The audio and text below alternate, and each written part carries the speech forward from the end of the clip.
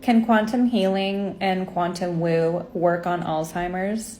Really great question. Let's get into it. This one hits home for me. My father has dementia. He's a brilliant PhD, has a patent, and he's literally losing the thing he loves so much.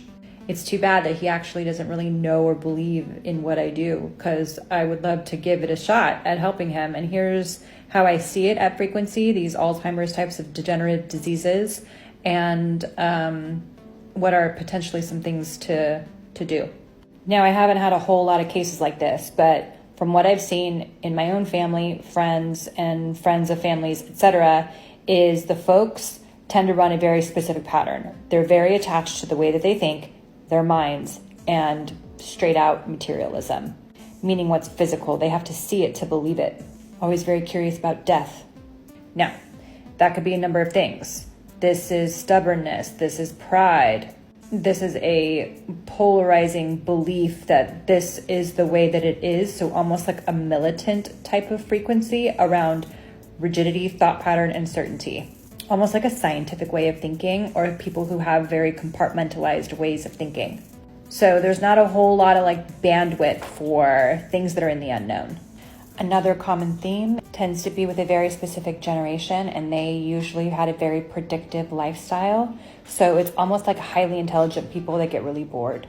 And then the rumination kicks in from neurotoxicity, pathogens that are being fed from bacteria that live in the gut, in the pancreas, and in the liver from pesticides and vaccines, which causes sleep paralysis. And then once you start actually losing the sleep cycle, you really start to lose yourself even further in time. The more you lose your sense of time, the more you have no idea where you are, the more this psychosis kind of kicks into gear. The time thing is a big issue.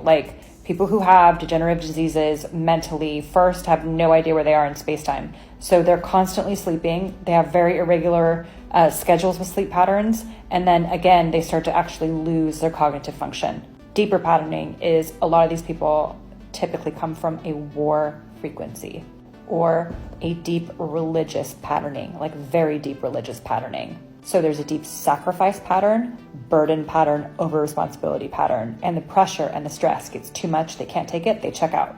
A lot of times these folks have unprocessed trauma that they cannot face, and they refuse to look at it. So they just would rather lose it than face it. So a session would be like this. I'd orient them in space-time, present moment, then look at the epigenetic patterns in the timeline associated with it. What should I do next?